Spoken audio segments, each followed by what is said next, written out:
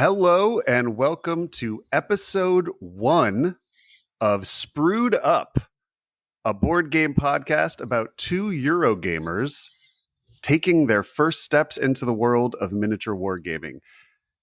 I am Matthew Robinson, your co-host, and joining me, my other co-host, Jordan Saya. Say hi, Jordan. Hi, Matt. How are you today? I'm just going to tell you when to talk for the whole podcast. Jordan, talk. Okay, great. I'll talk right now. That wasn't robotic at all. Welcome. This is still Game Brain. You're not listening. You didn't click on the wrong podcast. This is Game Brain. But much like we would occasionally do a solo mode episode, and by occasionally, and we, I mean me, and like twice a year, we are going to start a little offshoot of Game Brain, maybe once a month. We'll see how long we stay interested in this or how fun it is. But as of right now, Jordan and I have been going on a journey for the past month or two where we have been exploring, dipping our toe, putting a whole leg in, maybe diving headfirst into the world of tiny tabletop miniature wargaming. I don't know why I said tiny. Miniature sort of does the heavy lifting there. But Jordan, how do you feel about that? What are we doing here? Why are we talking today? That's a great question. I think it all started, about a month ago when you texted me and said, I am going to jump full in and spend hundreds of dollars on little plastic toys. And I said, Matt, that is a great idea. That is something I've always wanted to do. Let me join you. And so here we are. And Jordan and I are typically Euro gamers, although I think in our group we are more towards the Ameritreasure side of the fence than most. Like we definitely like our thematic dice rolling games probably more than most of the Game Brainers, so we're probably more apt to this. But typically we are Euro gamers, and usually heavy Euro gamers. And the world of Euro games and miniature wargaming, I feel, have a very, very tiny Venn diagram crossover. Would you agree with that? In terms of players, I would agree. I don't know that the games themselves are so different, but the people who are interested in them are worlds apart. That's right. And we'll talk more about the differences and what it's like being a Eurogamer getting into tabletop miniature wargaming. But yeah, that's sort of the main thing I've noticed is like when I've gone to these places or clubs lately where there's been miniature wargaming, there are no Eurogamers there because I've talked to them and they don't know what the hell I'm talking about with any of these games, let alone maybe even the term Eurogamer. I've found very little crossover. Of course, I will find some, I'm sure, and I'm sure people on our Discord will tell me how many of you there are out there. But to me, it seems like an interesting new world to step into from two people who have spent many, many years, like almost 14 years for me, deep in the world of heavy Euro board gaming and other forms of the board gaming hobby. But yeah, tabletop miniatures is its own thing. There are, I'd say, more of a crossover between war gamers, obviously, than Euro gamers in that world. There are a lot of historical war games and that are played on top and have been going back since the 60s and 70s, playing, with little army men on tables. But world. Yeah, go ahead. Oh no, I was going to say I think the crossover's biggest with competitive card game players. Actually, that makes sense a lot. Yeah, I have noticed a big crossover between Magic players and Warhammer 40K players, and it's possible just because they're often in the same rooms playing their games, and they probably just see each other and are like, "That looks kind of cool. I want to learn about that." And the same. It's a very, and one thing I've noticed as well. It's much like card players and Magic players and Netrunner and things like that, there is a large thirst for a competitive scene as well. And tournaments play a large part in it. And preparing your armies and deck building and list building and then taking them to competitions and maybe even to world championships and things like that. That is not a part of Eurogaming outside of a very small group of people that play Agricola and other games at competitive levels. That is not why most Eurogamers get into the field. Would you agree with that? Yeah, I think that's right. And I think the thirst to build a competitive list or deck and to find ways to break the game and combos and that sort of thinking outside the game is, what brings people into these types of games, right? They want a game they can think about when they're not playing it, and they want a game that they can, feel really clever in, finding some way to run the table. Yeah, and not only like that's definitely 100% true for both wargaming and competitive card games, but miniature wargaming has an aspect to it that no other hobby has, which is painting and building and modeling and creating dioramas and this whole creative non-game related part of the hobby that for probably most people in the hobby takes up considerably more time than the actual game. Like it's probably like 80-20 at best, the amount of time you spent painting and building these miniatures to the time you're actually in front of another player and playing these games. Yeah, I think that's right. I mean, the model, you have to enjoy the modeling and the painting. Otherwise, you're not going to have a good time in the hobby. So we're going to talk about why we got into this world. We're both going to give our histories with wargaming. But I figured, and this is an experiment. We'll see if nobody likes this or is interested in it, then this will be a one-off. But I thought it was interesting as listeners of our podcast who probably have never dipped their toe into that world to hear from Jordan and I, who are very much one of you, hardcore, heavy Euro board gamers, and see if there's anything in this world of miniature wargaming that could speak to you, give you our experience, our perspective as Euro gamers stepping into this world, and, see sort of how we approach it and if it sort of tickles our game brain in the same way that Euro games do. And spoiler alert, for me right now, it absolutely is. And for me too, right? All right, so I think Jordan, tell us your history with miniature wargaming, what you've dipped your toe, and sort of why you think it's sort of taken over your game brain lately. Okay, yeah. So I started miniature wargaming. Oh man, I want to say 5 years ago. For a period of 6 months, I played Warhammer Underworlds, which is a miniatures war game that is almost a card game. The main mechanics in the game are all tied to a deck of cards that at that time you would construct from a pool of however many. And so there'd be a board. You'd have a team of like 3 or 4 miniatures at the time, if I'm recalling correctly. And you'd build a deck and you'd build this objective pool, and then you'd play competitively. And so I got into that with other card gamers. And so maybe that's why I think of it as, a card game adjacent hobby. But I really enjoyed it. I got into the painting very briefly. I, painted my one team of Warhammer Underworlds. And then I went to a few events and played them. And it was really fun.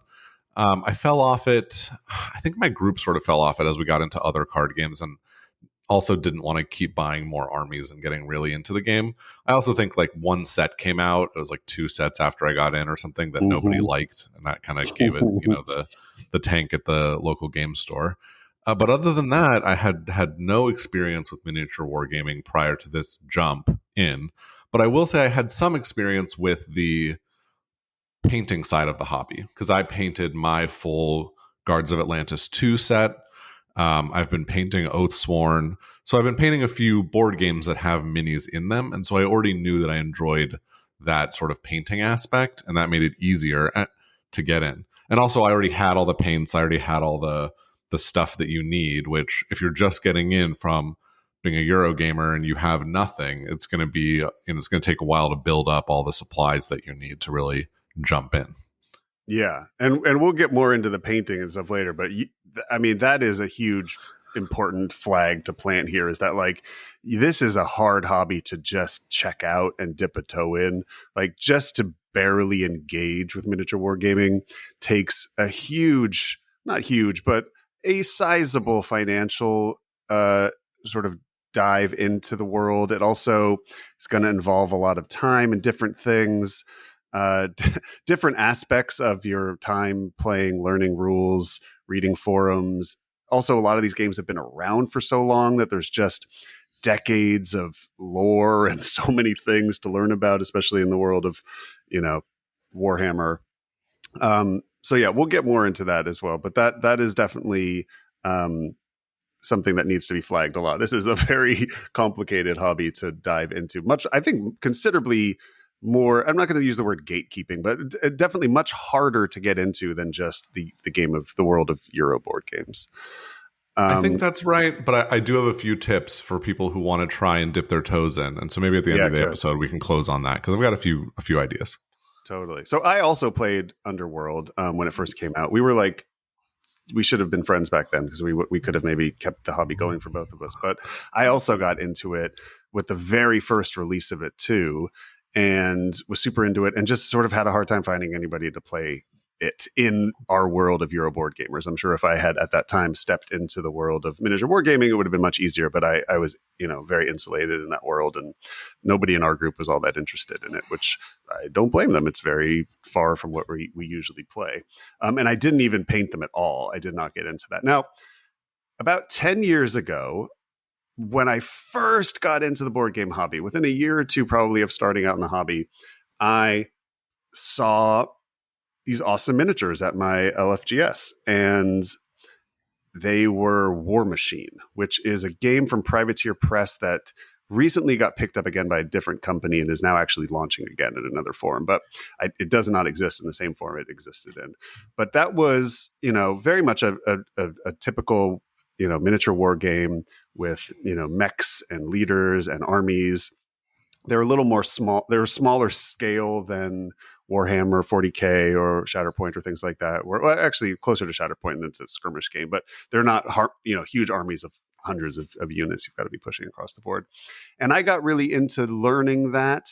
And I think Alfred Daedalus, former and I guess current guest of our podcast, was also slightly into it with me as well and helped me get through a few games and learn the rules. But we never really got much farther with it than that. And it just sort of fell to the wayside and just seemed like, okay, I'm either all in on this or board games, and I can't do both.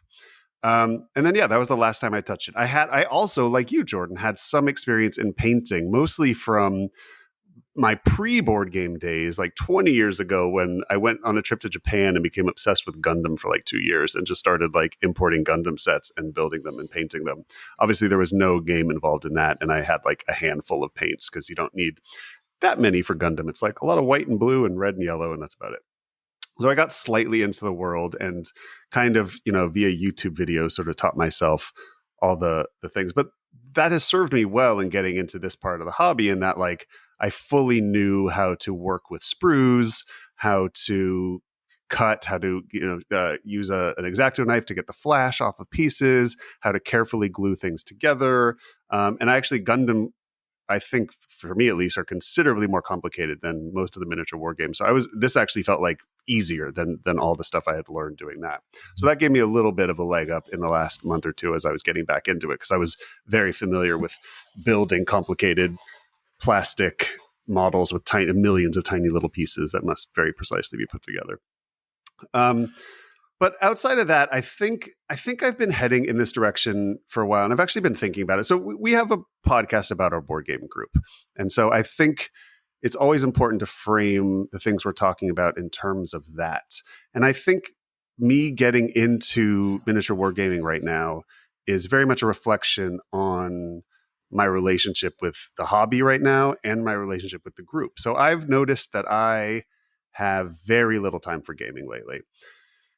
And the amount of time investment that it takes, time investment, financial investment, and emotional investment, every time I buy a new game, to learn it, to teach it, to get other people excited and wanting to play it, and then to probably play it once or twice and then have it fall out of the rotation, has been more and more unenjoyable to me over the last couple of years, I think. And I think that's a direct relation to how much time I have to play games. So if I could board game 3-4 nights a week, A, I'd have more time to play the games I want to play. B, I'd have more payback, more juice from my squeeze, because I'd be playing them more often. And right now, the amount of games that I buy and the amount of time I spend learning them and the money I spend buying them is just unequivocally not worth the amount I get to play them. And so having a game brain that I can't turn off, the answer to me has been to try to go deeper on games instead of wider. I would much rather just really focus on a few games. Now, that doesn't really work well in our group where we're always buying and rotating and learning. We are very much a learning game group where there's 90% of the time we're playing something brand new or something we've only played once or twice that we're excited about. And, 10% of the time we're playing old classic standards. But every And game... I wonder, yeah, go ahead. do you think that that's because of the podcast? Because we feel the need to cover new games much of the time? No, you just think that's the preference of the players. I'll tell you why I think it is. For a long time, before you, Jordan, or Ben came into the group, there were 2 buyers in our group, which were Tom and myself. Now, I want to preface this and be very clear. You and Ben are a massive boon to our group and our podcast. This is in no way saying, I wish you guys didn't join our whole world. I wouldn't trade anything for it. I love you both. I've loved becoming friends with you. But adding 2 more buyers to our group has had some side effects. And one of those is that we don't always all have the same taste. And so whether we like it or not, we are playing a meta game outside of the game wherein we want a favorable return on our time and financial investments of the games that we buy, which means we want these games to get to the table more often. And we want our enthusiasm to be mirrored. Ben did a great episode recently about enthusiasm in gaming, and I thought that was really interesting. And it actually gave me a lot of thoughts about how important it is to me that other players are enthusiastic about the games. Absolutely. That was a great episode. It was. But the more, like, it's made it difficult for me because I don't have the time or energy as much as you guys do, purely because I have 2 young, small children, to sort of get what I want out of my gaming experiences. And I find that I often have thoughts that don't make me feel good, where I'm bringing games to the table and being like, oh boy, I feel like I don't want Jordan or Ben on this game because if they don't like it, then, they're going to, or how do I explain this? I think what it is, and we can't help this, but I don't think either one of you is often incentivized to want to like a game that you're not interested in or that you didn't buy, because if the game I'm bringing to the table gets a lot of traction and wants to be played a lot, it means games on your pile that you're excited about get pushed farther back. And I do the same thing. How could we not? We have these games, we're super excited about them. We want to play them. We want to get them to the table. I find myself rooting against your guys' games, which is absurd because the only difference is that you bought them and I didn't. And I find that we end up all having this bias towards games that we've bought because we want to love them and we're excited about them. We want to share that. And it's I guess long story short, I just found myself really wanting to step out of that. And was a loop. That was a loop I was not enjoying anymore. Honestly, that's such an interesting point about the incentives of game night and in the metagame wanting to reject other people's games to get your games to the table more. And it's not because you're dicks or I'm a dick. I'm doing it probably more than anybody. It's because we're excited about what we're excited about. And I have this game I'm so excited about. And it's I know if you've brought a game that you're super excited about and people like it more than my game, I'm just not going to get to play my game. And that's super funny. And the fact that I can only game at most once a week and often once every other week, that's just the stakes are too high. And so in a way, I've decided to sort of step out, and there's a couple things I'm doing to make that happen. One is I'm just basically not buying games anymore. I'm going to take a big step back. I have the right to change my mind about that at any moment, but for a while I'm just finding I would much rather become a player than a buyer in our group again.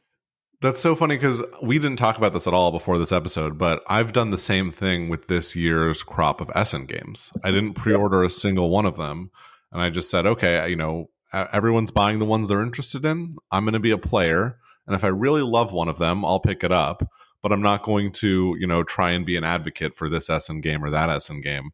And it's worked so far. I mean, we're sort of early in the Essen preview season, but I'm enjoying the results. So it's funny that you had the exact same thought.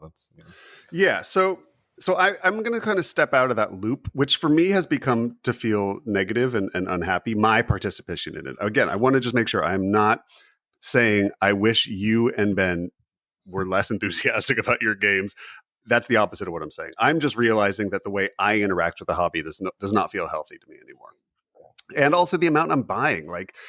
that's just feels unhealthy, which I know everybody listening is going, you're about to start talking about how much Warhammer you're buying, you psychopath. Like, you cannot say that you're not. It's a different thing. So that's one part of it, is like, I'm not necessarily enjoying the loop of buying all these games, investing time in learning them, getting to the table, playing them once or twice at most, having my feelings hurt that the group didn't like them as much, finding the next one, thinking about who's going to like it, what I'm going to do to convince them. Like, I'm getting off the ride. I'm off the ride. That's great. Another, And we emphasize there the buying and the getting your game to the table portion of it, but there's also the aspect you mentioned for a minute, which is you're playing these games once or twice, and if you really want to explore a game deeply, our group isn't really set up for that. And so this pivot also allows you to really sink your teeth deep into some games. Correct. And that is the other half of it, is that I've been really jonesing to go deep on things lately. I'm sure if you've been listening to this for a while, you've noticed, I've spent like a year or two ago wanting to only play Agricola. Like, I really love the competitive aspect of gaming, and competitive against myself, and competitive in terms of something I can really put dozens or hundreds of hours into and see improvement and enjoy that arc of learning.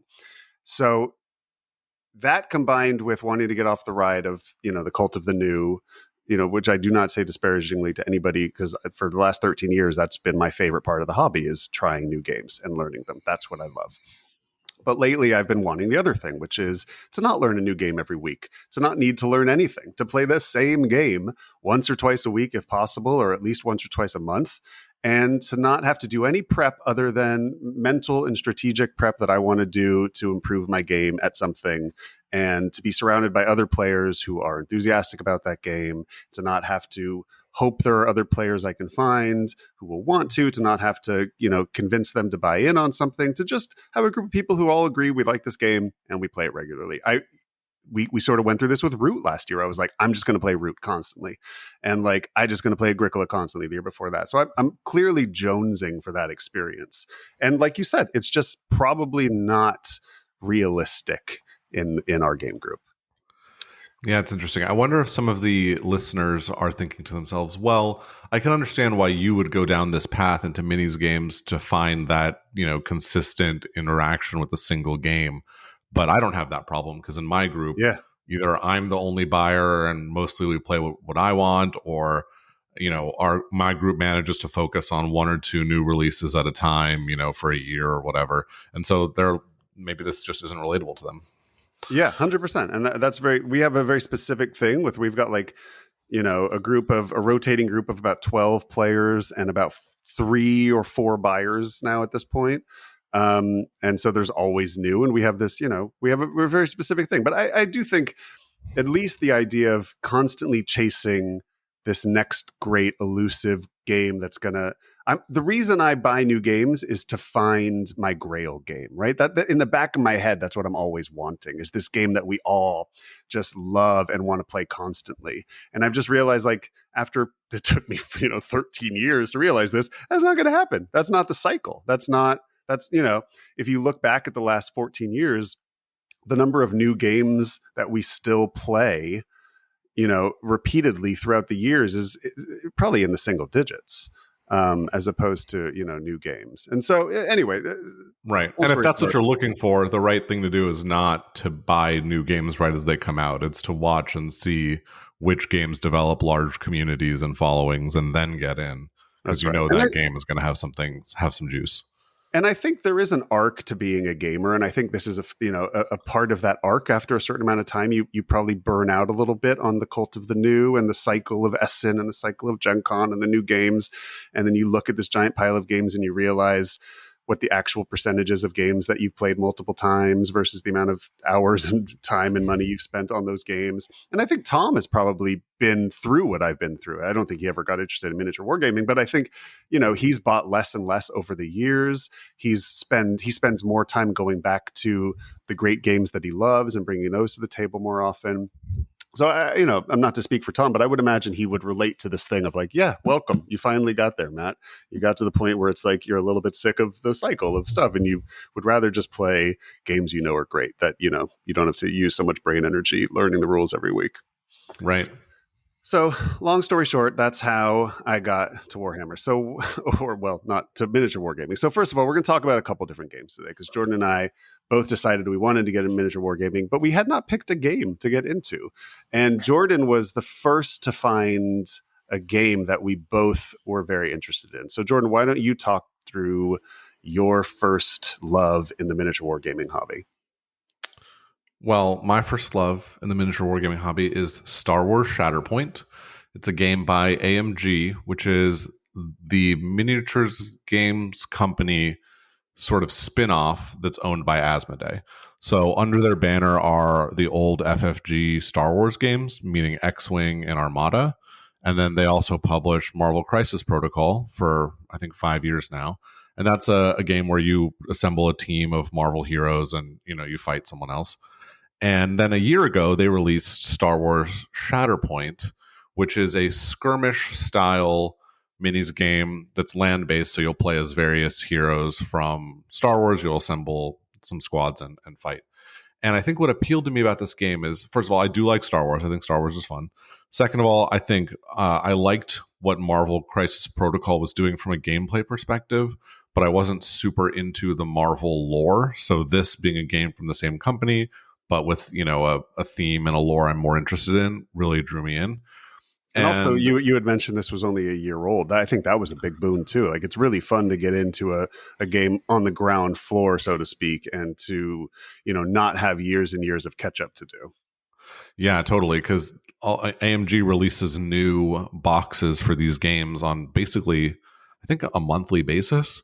So if you imagine, the Marvel catalog, it's got to be whatever, 60 some different boxes that you could buy into. And people with these competitive games, when you've played for years and years and years, you get to be really, really good.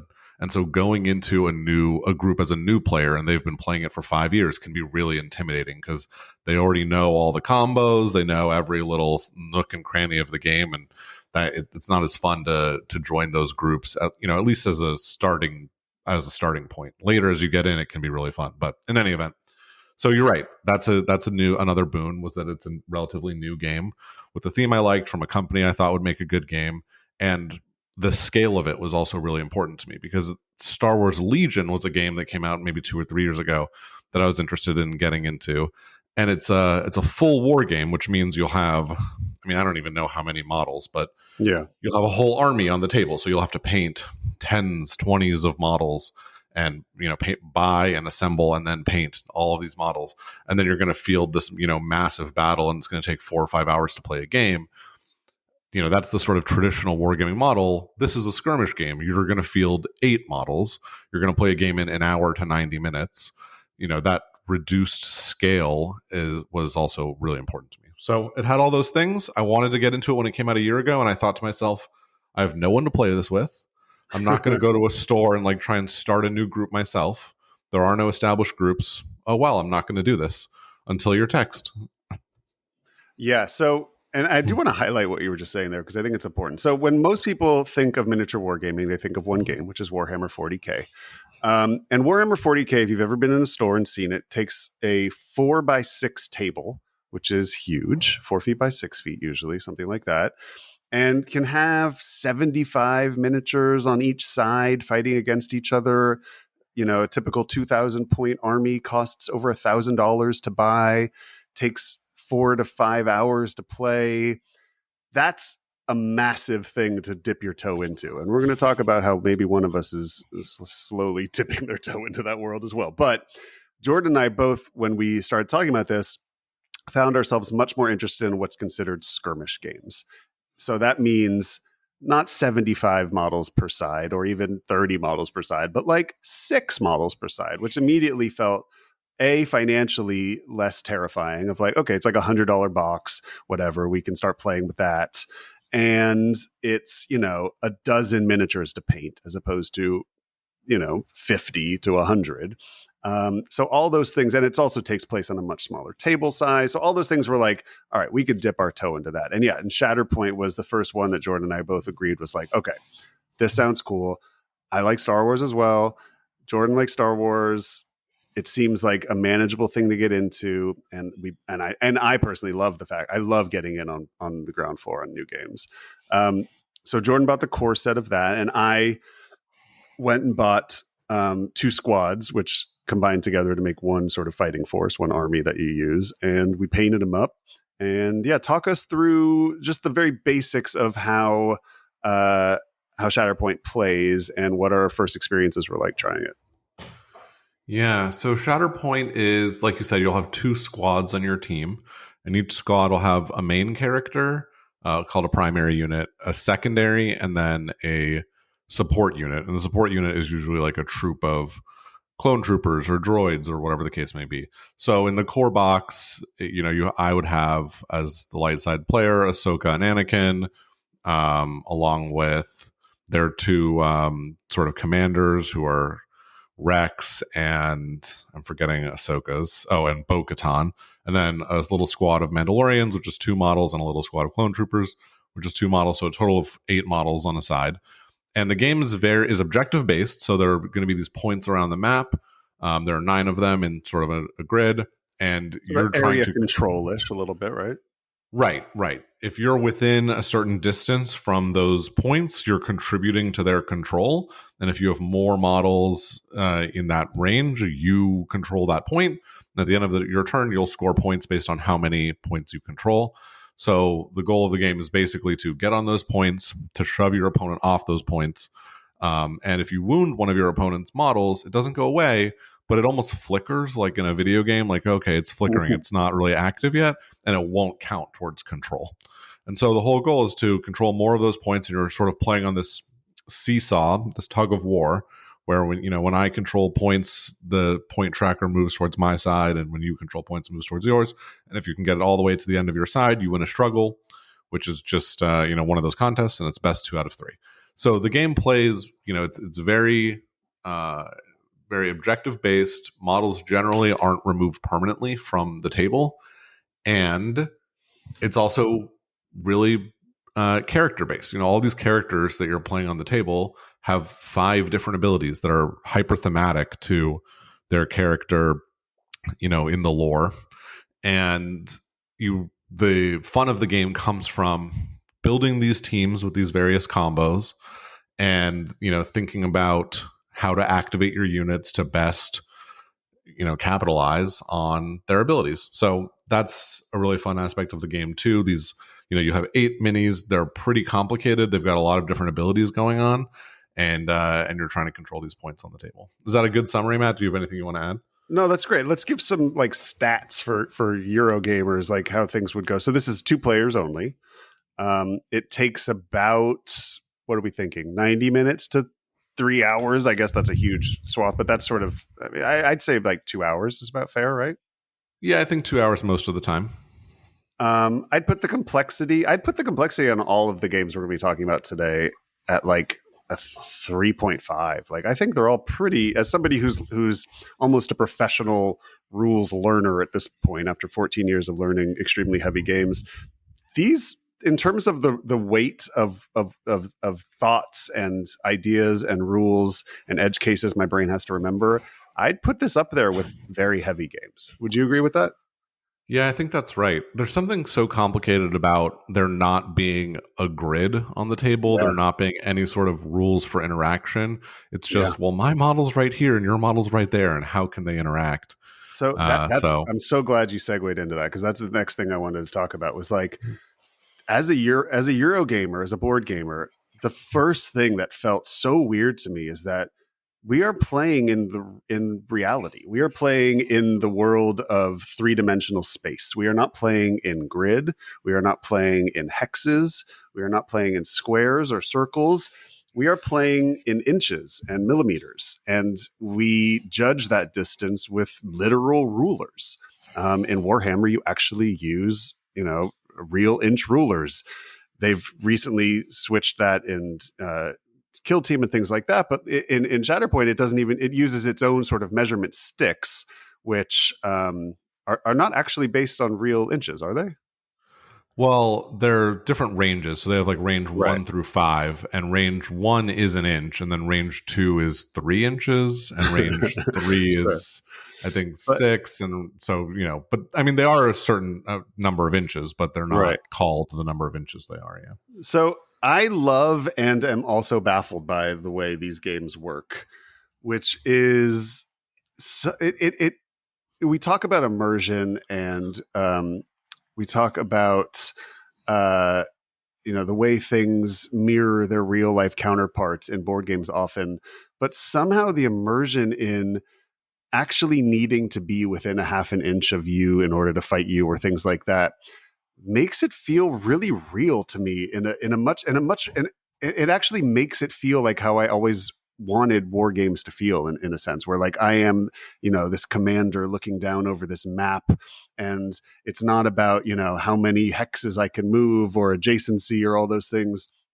It's just about like, can I get there on my next turn, purely based on, I don't know, you could just say it's hexes and all that the same, but something about having it be real world measurements and distance and constantly having to be remeasuring and pulling out rulers and stuff somehow makes it feel, I don't know, more real. What do you think about that? Yeah, I think that's right. I don't know how to describe it either. It's strange because in theory you could abstract it away into inches and maybe make a grid or some kind of thing, but your model is the center of every measurement. So, like it's not like, oh, I happen to be in this space and this space is 2 spaces away from that and 4 spaces away from that. It's like, no. Anakin ran as far as he could down the battlefield. He's right here. And he's 4 inches or whatever from that objective, right? He can't reach it. He wasn't fast enough. He's within range 2 of Maul. Okay, like he was able to get there. He can attack, right? It's from exactly his point. Maul is 2 away. I don't know. I'm not sure why that feels different, but it does. It totally does. And it's somehow, I don't know, it's also just fun. Like the actually pulling out these tools and these rulers and using them. Like it's just something, I don't know, maybe it's just the fact that as Eurogamers, it's something we just never do. And so it just feels novel and fun. But I do think it's a really fun part of the games and somehow gets my brain thinking about the game in a totally different way. Yeah. This is a little aside, but I was listening to an episode of another podcast called Hello There that talks about Shatterpoint in depth. And they were talking about how like you can measure stuff when it's not your turn and how you can even bluff measure stuff. And like I was like, oh my God, that's so crazy that people are thinking about. Yeah, that seems so fun. That sort of like battlefield fog of war, those sort of weird tactical interactions. Anyway, that's a fun aspect of it too. I think what it is, it's like after playing some mini war games lately, tabletop war games, like the war games that we play feel like they're bad simulations of a war game in a weird way. It feels like this is like removed a lot of the chaff and got into it. Also, let's talk about dice rolling, because a lot of these games, we're going to get into a few other mini war games we've been playing, but like as a Euro gamer, I'm so used to, the handcuffs being put on randomness so often. And that's how we want our Euro games. That's how I want my Euro games. And, we even look for ways to remove more and more randomness as possible. There is something absolutely relaxing and charming about just like chucking 20 dice, and just being like, nah, it's a dice game. And like, look, if you look at the tournament scenes, it's the best players who are winning over and over again. This is not, I don't know, I'm not going to disparage anything, but this is not Munchkin. Not to disparage Munchkin, but that is a very chaotic random game where I do not think the best player is going to be winning most of the time. This is a skill-based game, but it leans in heavy to dice and it embraces them in a way that feels like almost funny to me. Like, just like, yeah, let's do it. Like, we're just so used to not living in that world that to just like, literally chuck 20 dice in a game of Warhammer is just like awesome. Just it creates really fun moments, right? You have this, you've been building up your army, you've gotten one of your units into the perfect space to like roll a bunch of dice on someone and they just miss, and it's like you literally did nothing with all of that. And that could feel bad if it happens too often. Luckily it doesn't. But when it does happen, it's kind of just funny. It's like, oh man, this guy, like, and then you'll get to a place where I was playing a game of Shatterpoint with another friend of the pod, Drew, and he had one unit that I think just kept missing every single attack, and he was just scolding it. He was like, "What are you doing? Like, you suck." And that was such a fun moment. This conversation between you and your team. Yeah, that's funny. Yeah, no, I mean, and that's something we experienced too. Is like, we would like, I agree with you, and that's a funny thing that's worth pointing out, is that like when we've rolled really badly, we've both laughed. Like it does get into almost that experiential type of gaming that I know you and I have been particularly enjoying lately, like in Arcs and Root and things like that, where like, yes, it is a long, complicated game where you are trying to win, but like there is also enough of an element of narrative driven randomness that is really enjoyable, I think, and really fun. And also like in TI, like, we obviously been talking a lot about Twilight Imperium lately, but like, I think that's part of what people enjoy about it, is like, there is a level of chaos that if everyone at the table looks at it as a novel being, the page turned on the novel, and there being a crazy twist in the story, and everybody enjoys that aspect of it and leans into the LARPing of that, it can be a really great communal experience. Yeah, absolutely. I mean, some of the highest highs in TI are those moments when, it all depends on a dice roll. And I'm thinking specifically of that agenda that causes everything on Mechatol to blow up. Yeah. And how twice we've come to a place where we're gonna, make the person who has their stuff on Mechatol roll that die, and 50% of the time everything is destroyed. And like, those are such big and fun moments. And miniatures games have a lot of them. Yeah, totally.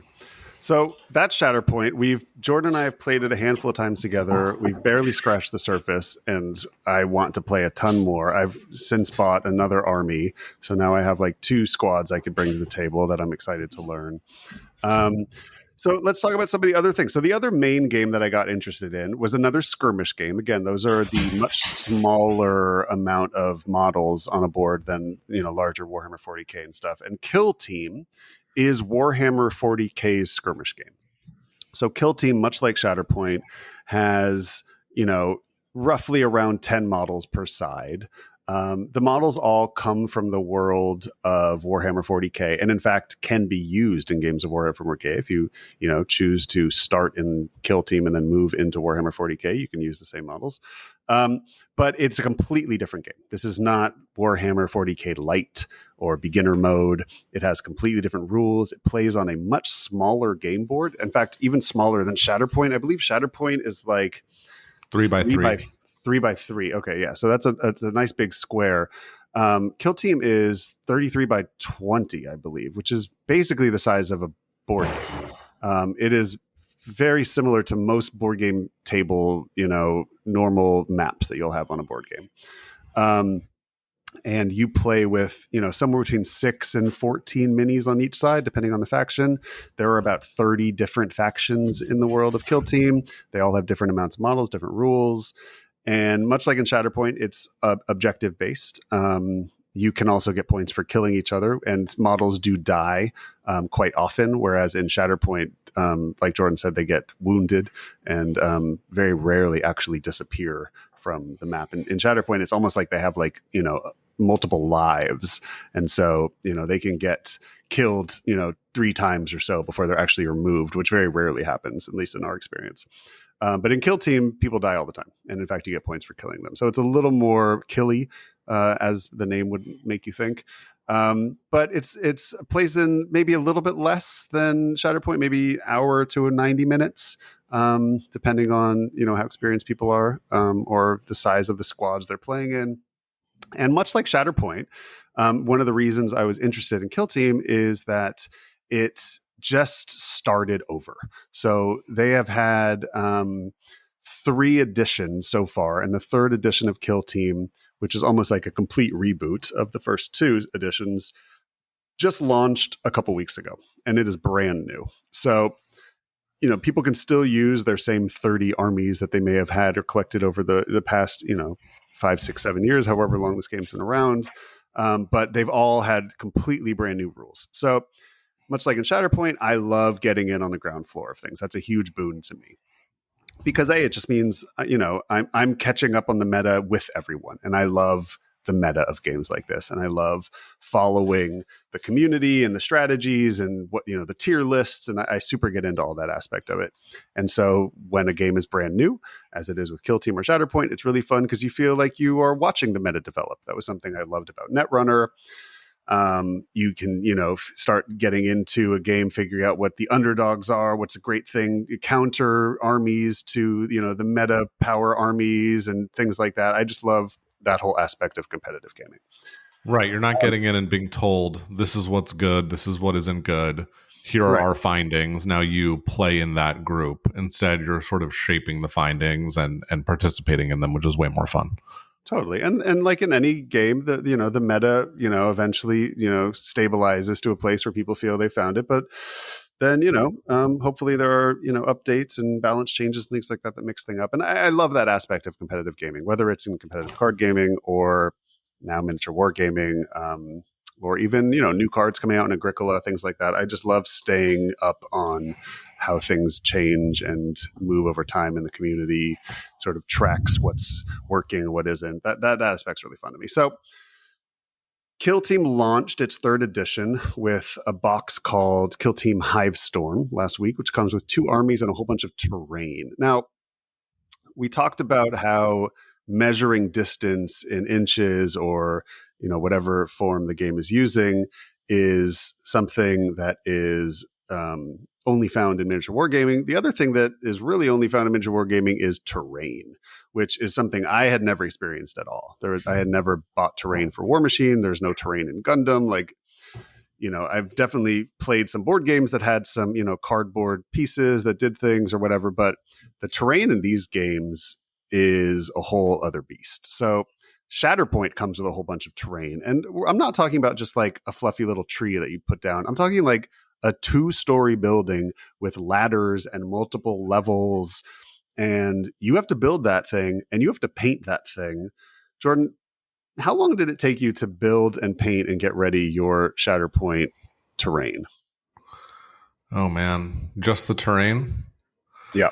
Probably, I mean, if I actually kept track of how many hours I spent doing this stuff, I would, be very sad. No, I think probably like 8 hours, 6 to 8 hours, maybe. Yeah.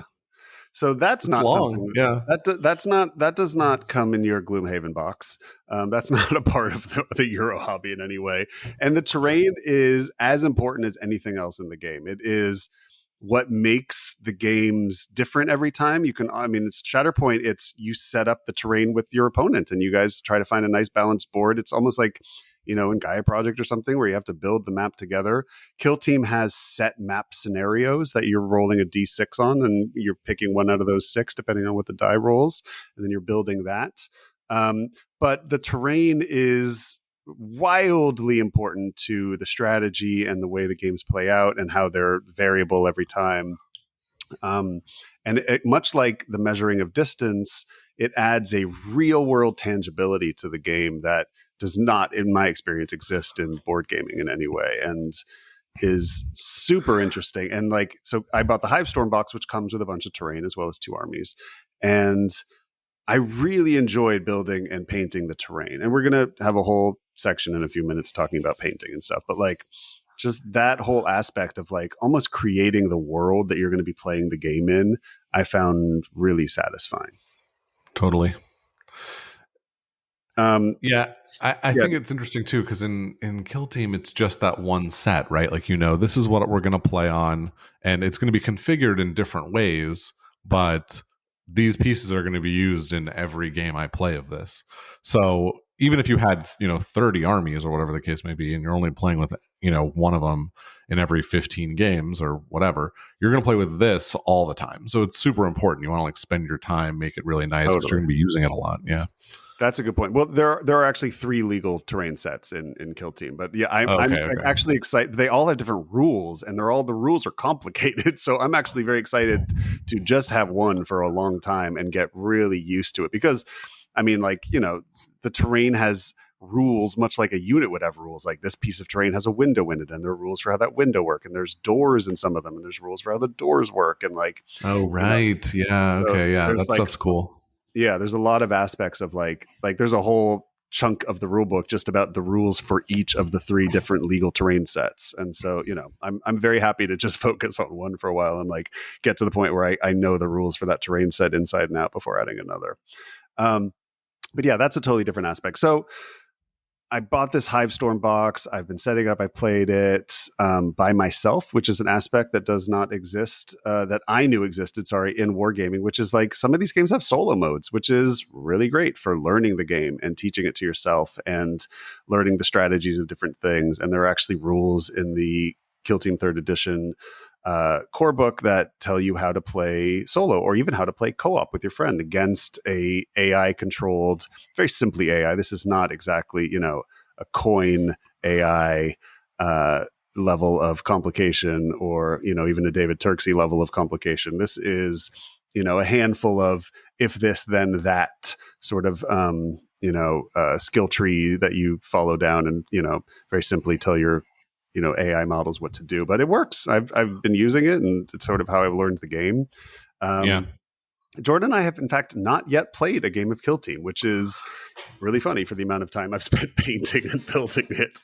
But mostly not because you've spent too long doing that stuff, but because there have been scheduling conflicts, we should say. Yeah, and but I did play one game at a store. Right, we went to an event at the local game store, and it was shout out to launch. Geeky Tees. Right. It was the launch of this new edition. And I got into a game with a player who's been playing this and the full 40K for, I don't know, sounded like 10 years at least. Yeah. And he showed me the ropes. So, and you've been playing these solo games. So we've played a little bit. So we know enough to talk about it. But that's one aspect that I think will segue nicely into our next section, which is you're playing this game even when you're not playing it, which is something that I, as a busy person, but also someone with a game brain, really appreciate. So not only am I not playing this game physically, but I am watching many YouTube videos, learning the game, watching battle reports. I'm spending time painting, building, thinking about army lists, which leads me to the next section of why I think I really am enjoying this hobby, is that it is a deep world that I can get lost in outside of needing to schedule a time to get together with other human beings, which is, as we all know, the hardest part of board gaming, is actually getting a group together and actually finding a time that works for everybody and actually learning the rules and actually everybody getting to sit down and engage with the game. And now that's something we've gotten down pretty well as game brainers who have many ways of gaming and many game nights and many friends who are always willing to sit down and play games. But for most people, I think they have it harder than we do in terms of the amount of time they get to game and the amount of access they have to a willing group of gamers. And that's a wonderful thing that we're lucky to have. But as somebody who got very used to that, who then, had children and became very busy and has much less time for that, I still have the itch to engage in the hobby. And I think even more than Magic the Gathering, even more than, Netrunner or any other, even more than, solo gaming, this is a world I can get fully lost in whenever I have time in a way that feels like it scratches my game brain itch. That's interesting. Why do you think more than some of those examples you gave? Right. So I'll tell you. So I really have found that I enjoy painting. It's been so I'll give you just a little insight into my life. I work every day until 6 p.m. I go home at 6 p.m. I have dinner with my children. I bathe my children. I get them ready for bed. I put them down. We tell them stories. I'm doing all of this with my wife, not by myself. And then my children are asleep by 8:30. Then I have between 8:30 and about 10:30 to do whatever I want. And then I go to bed and I do it all over again the next day. And that is pretty much the cycle that I live in. And it's a wonderful cycle. But it doesn't leave much time for relaxing other than those sort of 2 hours, maybe 90 minutes on some nights if my kids take a little longer to get down. And I find that I often just, watch a movie, which is my favorite thing in the world to do. And, also what I do professionally. I love movies more than anything, but it's still a screen. It's still something that I'm just sort of staring at. It's been really nice to have something I can do that involves no screens, which is also why I love board gaming, but again, needs other people, really. And it's something that I get great satisfaction on. So I've been, spending about an hour every night just sitting there and painting my minis, which is, the nerdiest and most sort of wonderful way to spend an hour, in my opinion.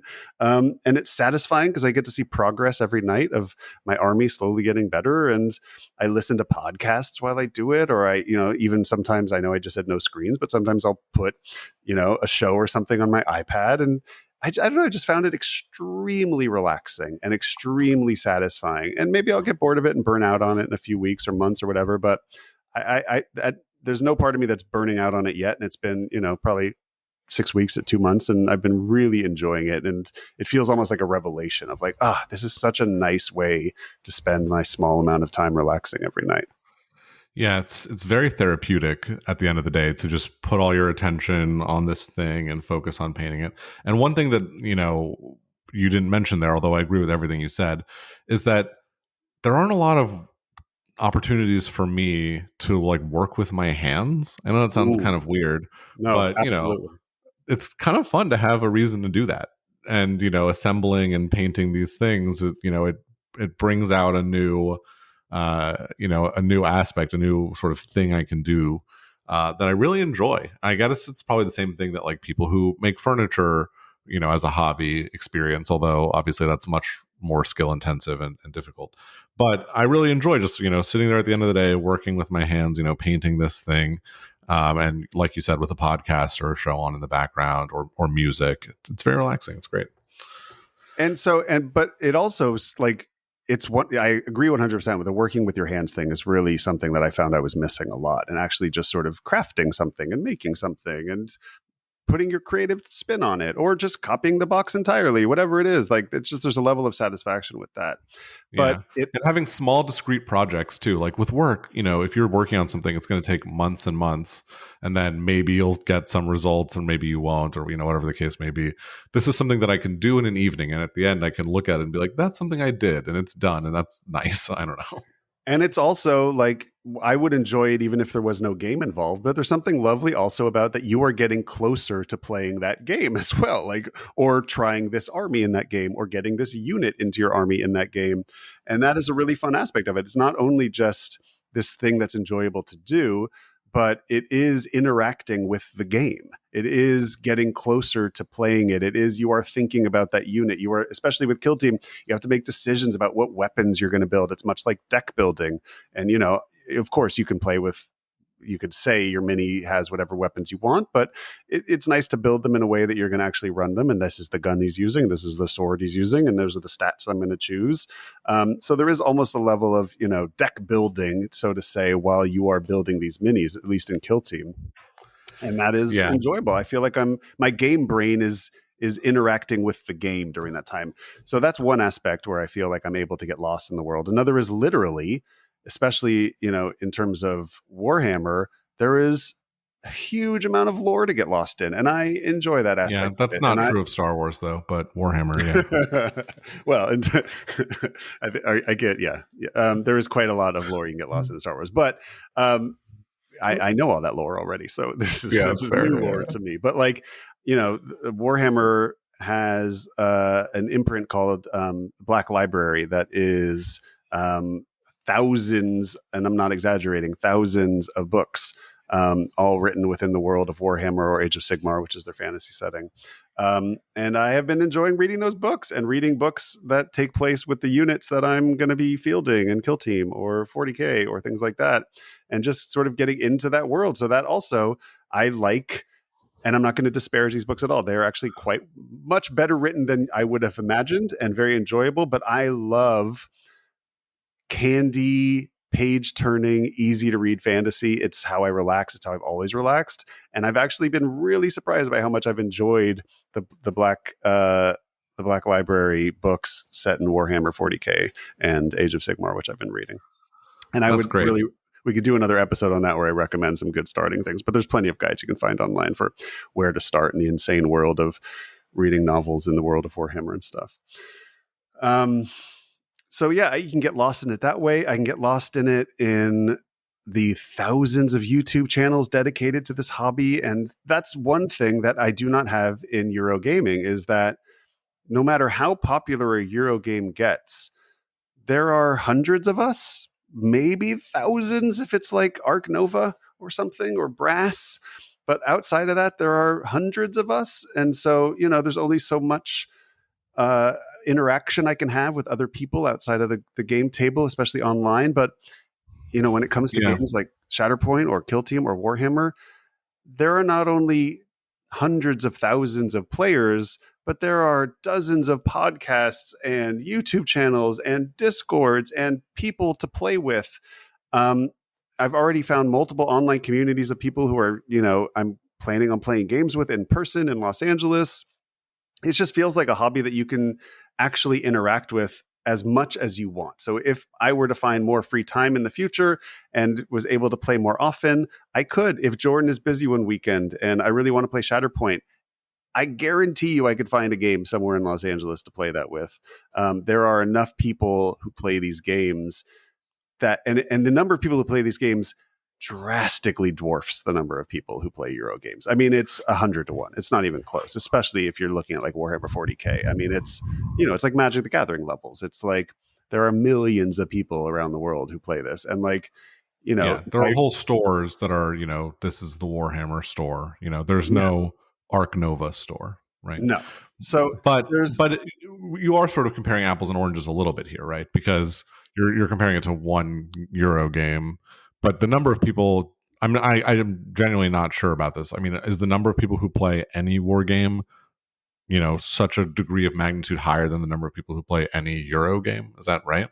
No, I mean, look, like games like Shatterpoint and things like that have much smaller, slices of the pie. But then, even like Age of Sigmar, which is the fantasy setting in Warhammer, has, I think, less than a third of the players of Warhammer 40K. I mean, Warhammer 40K and Magic the Gathering are very similar in the sense that, like, okay, that's that big, yeah. Okay, there is no second place that even matters. Like, they are so far ahead of every other brand out there in their game. Like, they eclipse all other player bases.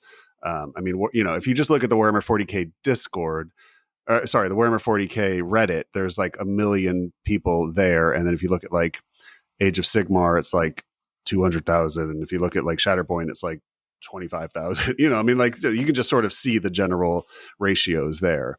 Right. But if you look at our board games, it's like 5 million, right? Right, sure, but so you're going to have people who are there because they love Monopoly, and then you're going to have people that are there because they love GMT games, and that's going to be a wide swath of people. So just in terms of finding players who want to play this with you, I like the idea of traveling to any country in the world and knowing I could play Warhammer if I wanted to. Like, there are players there I could just roll up. I would have had to pack about 3 extra suitcases to hold my terrain and my armies and stuff. But outside of that, it's totally realistic.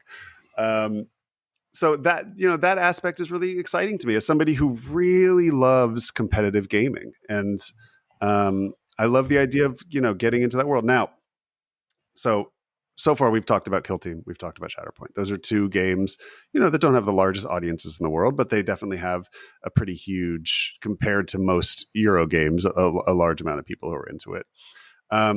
I have also slowly been dipping my toe into Age of Sigmar, which is the fantasy world. I have not yet dipped my toe into 40K at all. And I don't know if I will. But I do find it appealing to play these large 4 to 6 hour, giant table-sized army games. I have no real aspirations yet of actually buying and building and painting an army that large, but I have bought the core book for Age of Sigmar, and I as somebody who loves reading rule books, I've really enjoyed learning that game, and I've now been sort of watching YouTubes of people playing it, and I could stand up, I could walk up to any Age of Sigmar table and probably play a full game and be pretty confident with the rules. But I've just enjoyed learning that side of the hobby, and it's been really fun as somebody who learns games constantly as a 14-year Euro gamer. It's been fun to learn games that are so different than any games that we play. And so, in a weird way, antiquated as well. Like, first of all, I will say this. War games could really use Eurogamer rulebook writers. I think the rule books in every single war game that I've learned so far from a Eurogamer standpoint are abysmal, like really, really poorly written, and confusing. And apparently they've gotten a lot better than they used to be, but they're still, they do not make it easy for you to learn these games in the way that Yeah. we are used to in the board game hobby. Honestly, these games need a GMT style rule book, Totally. in my opinion. Totally. Where it's, easily referenceable, you can go back and everything's in an order that makes sense and is standardized across different types of games. Like, God, I mean, these rule books are horrible. Yeah, it's rough. But there's a lot of resources. There's a lot of YouTube videos teaching and all that, and I will tell you though, the reason I got interested in Age of Sigmar is that they're the first Warhammer property to use GMT numbering in their rule books, in the brand new 4th edition that just came out for that, which is also a theme of me wanting to get into games. Oh, that's cool. Yeah, they're the first one to use numbered rules in their book, and I was like, oh, it was the easiest game to learn of all of them by far, purely because of that. But yeah, it's so funny as like a Eurogamer, like to step into this world and be like, you guys live like this? This is crazy. Like, these rules are horribly, like, just the ordering of them and the way they structure them, and even just little things like how you're expected, like, it's normal in this world to have a giant hardback book open in your hand while you play it, flipping to your faction rules. Like, as board gamers, we're very used to having everything on the table. That's not the case in wargaming. Like, I've actually been like printing out cards of all my factions because I'm so trained as a Eurogamer to not want to play a game with a giant rule book in my hand the entire time. But like, go to any wargaming store and you will see two people holding dictionary-sized core books, across from each other while they play for 4 hours. And like, they're just used to that. Before we scare people off, we should say that's really a Warhammer thing, because the AMG games don't have that. Almost all the rules are on the card of the unit, and they're like, it's a little bit simpler, but they still could be much better written. But yeah, if you're playing 40K or Kill Team, you'll have these big books out. Although, like you said, with the more modern Kill Team, now they sell card packs, right? And so all the cards for the unit, all the rules for the unit are on their card, and you have to buy that separately, which is another thing we should talk about later. But you can get that sort of that board game feel instead of having the book that you have to reference for every unit's attacks and whatnot. Totally. So, getting back to the ways that this is a world I can dive into, which is one of my favorite things. Another aspect of it is organizing the game. Like, I really always like organizing my board games. I know I'm speaking to a lot of you out there who agree and also get really into organizing your board games with Etsy things and all that. Boy, oh boy, does the wargaming world take that to the nth degree, next level, craziest place you can imagine, of just like there are so many, just like there are so many people out there in the world involved in these games, there are that many more people out there designing, tokens and carrying cases and tabletop things and terrain. And like, it is such a fun, crazy world of like other people who are adding to this hobby and, creating, really great, quality of life sort of ways to play them. And it's just that aspect of the hobby. Also, just the accessory side of the hobby almost puts the board gaming world to shame by just how many Etsy, like just go to Etsy and type in Warhammer and you'll laugh at like how many stores there are making things for these games. But that's fun. Like, that's just more ways to interact with the world, to make it your own, to get lost in, making it feel like the best version of it, and,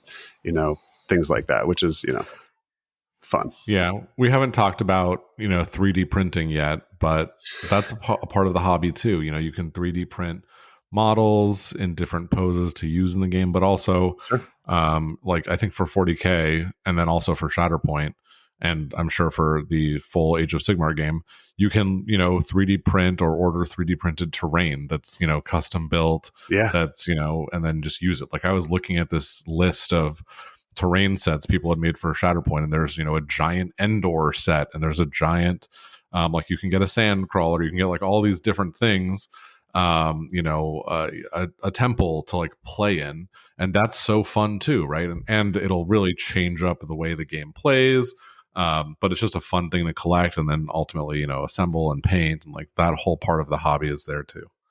Yeah I mean, there's just so many ways. Like, I think I speak to a lot of Game Brain listeners out there when, our game brains don't sleep at night as much as other people's do. And we constantly are looking for ways to feed our game brain more fun ways to, get involved in our hobby and think about it, whether it's strategically or whether it's lore or whether it's just accessorizing or organizing or, our game brains never rest.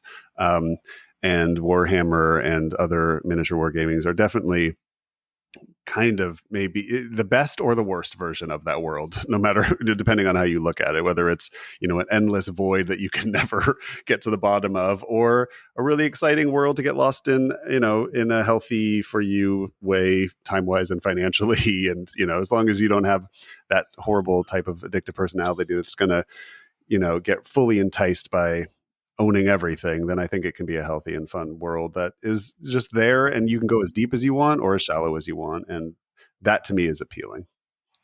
Absolutely. Yeah, you really can't own everything though. If you have the type of brain that needs to own everything, don't get into this because that's crazy.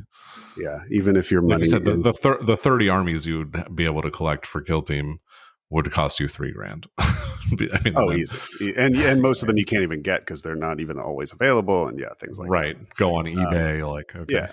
So I'm not going to get too deep into whether or not, Citadel Games or the Warhammer company is,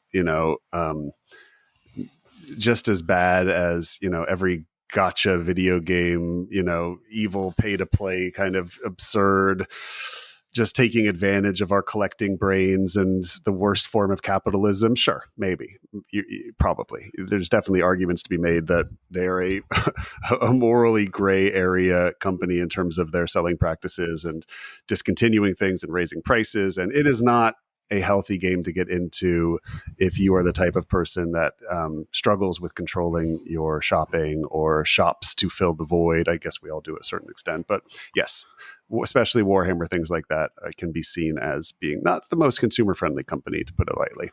It's interesting with these games and with competitive card games. If you really get into them, you sort of develop not a relationship, but you have I guess I will just say a relationship with the company, because you're going to have to engage in both the way they design and make rules changes and also the way they sell their product and the way, some things will eventually not be playable anymore. So if you're buying stuff and then they're going to rotate it out and it's not going to be playable anymore. So there is something to consider when you're getting into one of these games with how the company treats its players. And I've seen in the card game context a lot of people leaving certain games because they don't like the way the company is treating them as players anymore.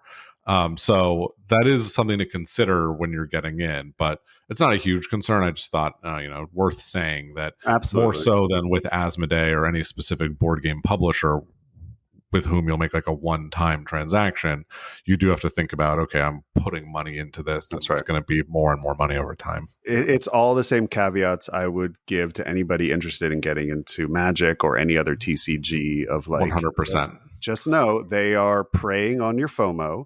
They are preying on your human desire to collect. And they are going to take advantage of that at every possible way to make you chase those gold shinies until you're broke and miserable. And like, your level of addiction and happiness needs to really be taken into consideration before you get into, this aspect of our hobby, which, they are companies and they are designed to make sure that you are never satisfied with what you have. So it is up to you to create the willpower necessary to keep it healthy and not toxic. But also at the same time, it's one of those things that if you can interact with in a great way, you can pick one army, one faction in one of these games and, just build your beloved little own world. And once a year, they release a couple miniatures for that and you pick the ones you want. It could actually be a very healthy way to interact with something and just, own your own little corner of that world as opposed to feeling like you need to, in any way own everything, which is impossible. But there's a very healthy way to interact with these games as well that, as long as you are capable of that and prone to that I think could be very wonderful. So I think that sort of comes to the end of sort of our journey with it thus far. We're brand new to this. It's only been a couple months. Jordan, what are you excited about going forward? What are you working on right now in the hobby? What is your next thing you want to take on? So I bought a bunch of boxes for Shatterpoint that were on sale a few weeks ago. I'm just saying they're on sale to justify my bad decisions. But I bought a bunch of boxes, so I'm painting them up. So right now I'm painting up the Obi-Wan box. After this, I'll probably do Vader and just continue through the boxes I've bought. And I'm not going to buy any more boxes until I've painted all of these boxes. So I think my goal for that is to have it done by, I mean, certainly by the end of the year. I bought a good number. I bought like 6 boxes, so it's like 24 minis to paint. So it takes some time. So that's what I'm working on now, and I'm just trying to get the game played as often as I can. So I've played it with you twice. I've played it with my friend Brandon. I've played it with my friend Drew. So I'm trying to get more people into it and enjoying it. And I'll say in our community, it is one of the sort of smaller games. It feels like Kill Team and Marvel Crisis Protocol are the bigger ones. So I'm going to have to try and start getting some, interaction with strangers at Geeky Teas going, and we'll see how that goes. That'll be the subject of a future episode. But for now, I'm excited to paint and I'm excited to play. And in terms of the other games, the Warhammer games, I'm excited to play Kill Team with you. I'm excited to play Spearhead, which is the smaller version of Age of Sigmar with you, and sort of get a feel for them. And then whichever one I enjoy more, I'm going to try and get into. And we'll sort of see where we go from there. What about you? Yeah, I sort of feel like, I've got room for probably 2 to 3 of these games in my life, where probably there's one that's the main one, and then, other ones jockeying for position as well. But like, as of right now, I'm very excited about Kill Team. I've got 2 armies fully painted and ready to go. Armies being, 10 models each, much of the skirmish game. I've got the terrain all painted up. I've got my measuring sticks painted up. I've got all my cards printed out. Like, I am fully ready to play Kill Team. I'm very excited to get at the table with you, hopefully in the next week or so. I'm also my buddy Ben, not Ben from this podcast, my other buddy Ben, who actually was or maybe still is, he played Warhammer for a long time. And when I told him I was getting into Kill Team, he was like, oh, thank God, please get me involved in this. That's all I want. So I'm going to teach him Kill Team as well. And I'm actually generally excited to play with strangers. Like, I really like that experience that I had, with Netrunner, just going to local meetups and just playing with new people and learning their meta. And I love coming to a table of Netrunner and having no idea what's in my opponent's deck. I just love that experience. And you don't get that when you've got a meta of 2, very rarely. Right. And I love the tournament aspect. I'm really excited to lose a million tournaments. I love that aspect of, like, waking up early on a Saturday morning and driving to a weird board game store with my little army and playing a game and, seeing how far I can make it in the day. And that's a part of the aspect of the hobby that I have not interacted with in years, and I miss it. And I'm looking forward to that. So I'm all in on Kill Team for the next few weeks and excited for, really exploring that more now that I've got my 2 armies and terrain ready to go. And I'm really excited to get more Shatterpoint to the table and really learn the rules of my squad. That's one thing I've been struggling with the Shatterpoint a little bit, is just like ingesting the rules of all the different models on the board so that I can, sort of have that matrix moment where all the rules fade away and I'm just interacting with the game, which is sort of why I'm in this in the first place, is to really go deep on games so I can sort of have those matrix moments with the game and the rules fade away and I'm just, really focusing on the strategy and the above board game meta of it all.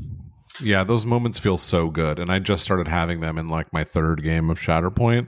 Totally. And I was like, oh man, if I position this guy here, he's going to give, covering fire over there. And like, oh man, that feeling is so good and so fun. So yeah, I'm excited to continue engaging. Yeah. And in essence, that's why I'm excited about this, new world of the hobby for me, is like, I'm really missing that aspect of gaming where it's like, I don't have to learn a new rule every week and convince people and, go through the whole song and dance anymore.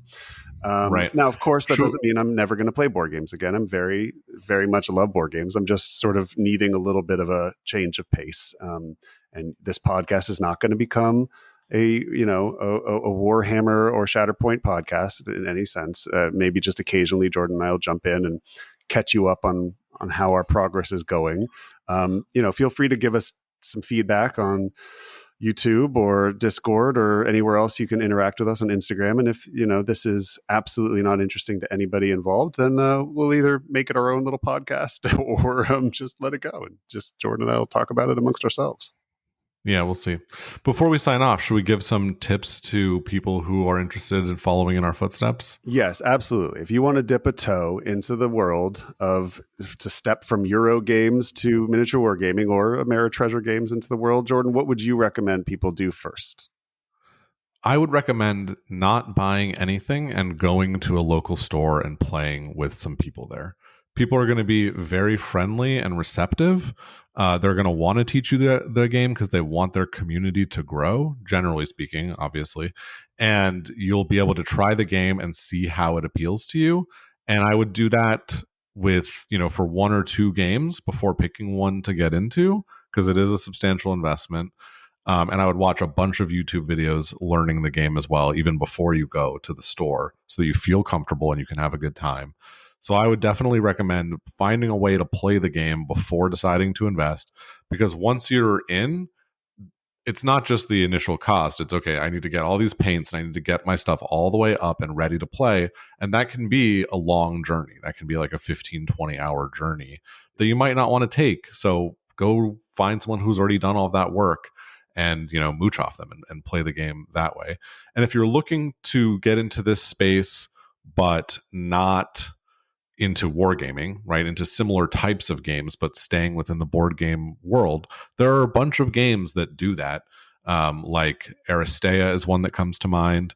Undaunted sort of does that, where you're playing a game that has these units that have rules, and it's not going to work exactly like a miniatures game, but it'll give you a sort of feel for that world, and you can see if you want to explore it further. So those would be my 2 recommendations. That's really good. Yeah. In terms of getting into these as games, I 100% agree. Don't just buy a giant box that costs hundreds of dollars and find out if you like it. I would say watch videos, go to a local store, find a game that seems cool to you. And I think the first step would be to buy the rule book or to download the rule book. And, as Euro gamers, interact with it the same way we interact with a board game and learn the rules, and then see if your brain is still wanting to play it after reading the rules. Then you could figure out what that next step is. I would also say, I would recommend that if the idea of painting sounds interesting to you at all, here's what I would do. I would go to your local store, or I would look online, and I would find one model or one small box of models that looks cool to you. That's the only thing you have to think about. Does it look cool to you? In this hobby, they call it the rule of cool. All that matters is what you are excited to paint or what looks awesome to you. And I would buy a couple of colors of probably speed paint or contrast paint, which are the more beginner-friendly paint types, a couple brushes, and you're going to need some sprue cutters and some glue, plastic glue. So and a couple primer. Things. And you're right. So a couple of things you're going to need. There are much better tutorials than I could give you in audio format here on YouTube and places like that, and I would just paint one mini, just one, and forget the game. Like, just literally find a model that looks cool to you. I don't care if it's from Star Wars or Marvel or Warhammer or D&D, or there are lots of ways to buy an unpainted, unbuilt mini for a couple dollars, or maybe 10, 20 bucks. Just get something that looks awesome to you and see if you enjoyed building it, gluing it together, priming it, and painting it, with as smallest investment you can. And if you really enjoy that, then you can take it from there. That you've got a whole journey you can step out on there. But yeah, I mean, I would say that is as much of a part of this hobby as the game is, if not more. It's just the actual modeling and hobbying side of it all is really great. It's really cool. Yeah, that's a good point. I was thinking more about the rules of the game instead of the hobbying aspect. But you also might find a mini from your collection that you think would be good to paint, and you can just work it up. I'll say, like, really small ones with not great detail will come out worse, so you might enjoy the result less, but not a bad place to start. That's what I did, right? I started with Guards of Atlantis too. Totally. I will say, as somebody who's painted both those sort of pre-molded board game minis and ones made by hobby companies like AMG or Warhammer, Citadel, it's actually easier to paint the ones that are designed for wargaming, because they're made to be painted, and the places where they want the paint to go is designed to hold it there in a certain way, and they can be built modularly so you can paint as you go. And I've actually found I think I'm a much better painter when I'm painting, Warhammer or Shatterpoint models than I do if I'm trying to paint, a mini from a board game, just because they're just easier to paint. They're designed for it better. So don't get discouraged if you suck right away too, because you're going to suck right away, as anything that's new and not easy to do. But is it fun? Are you enjoying the process of doing it? Is more important than how good it is. Honestly, when you're at a tabletop distance, you're like 3 feet away from it, almost anything looks good, and everything looks better than, gray plastic. So yeah, and everything looks better even than like pre-painted minis that come with board games. Like even just you doing your worst job painting a mini is going to impress you. I think you're going to be impressed. Yeah, totally. What you're and I think of it less as painting and more as like a paint by numbers coloring book. It's much more akin to that skill than like the one you would need to be an oil painter or something like that. Right, I agree. That's it. So Jordan, thank you for, holding my hand on this journey as we walk down this road of miniature wargaming together and see how far it's going to take us. And I love that we both have different yet similar aspirations and things we're excited about, because we're going to both be helping each other see different parts of the hobby and try different things. And I hope, let us know if this is at all interesting to you as Game Brain listeners or Euro gamers, and we'll every once in a while check back in and let you know how we're progressing on our journeys. Yeah. Thanks, Matt. You gave me an excuse, a reason to jump into this hobby that I was excited to jump into. And so, maybe that's the best tip we can give to new people is find at least one friend who wants to go on this journey with you, because it'll be so much more fun if you have someone to do it with. And next week's episode will be Jordan and I getting really into knitting and then cooking, and we're just going to see how many other hobbies and crafting things we get into. Oh my god, I can't wait for paper mache. Oh, we're all the origami path is really, really, that's a deep well. Would you believe there are thousands of years of patterns, you got to get the right paper. And I know. I'm ready for the origami meta is just out of control right now. It's the innovations in the origami space. Wow. All right, well, you've been listening to Game Brain, a board game podcast about our gaming group. I am Matthew Robinson. The game is produced by me and Ben and Trey and Tom, and I don't remember all the names, but I'd like to thank Daedalus for our lovely music. You can find us at Game Brain Pod on Instagram, and also we have a lovely Discord, and check out our YouTube. And thank you so much for listening, and go play some games with friends, or go make some friends with games.